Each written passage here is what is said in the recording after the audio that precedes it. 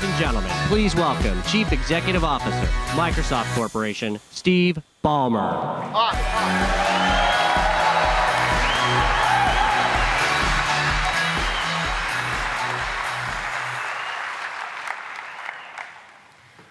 Well, thanks. It is exciting to have a chance to kick off this Build conference here in Moscone Center in San Francisco.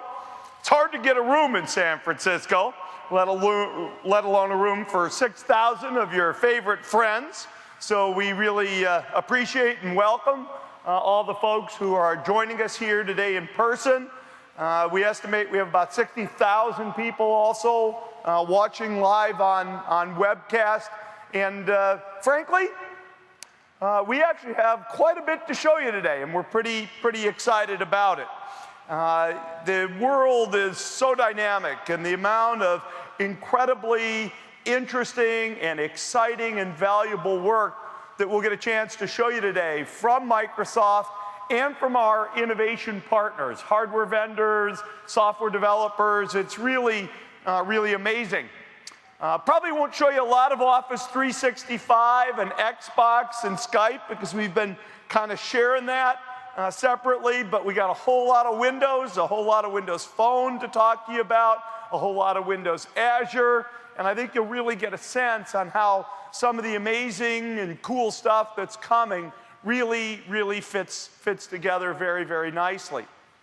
I will say probably the number one thing that I'm excited about and the number one thing that I'm happy to be able to do is to welcome you back to a Build conference so quickly after the last Build conference. And it's not even so much about the conference, but it's about the rapid pace of innovation.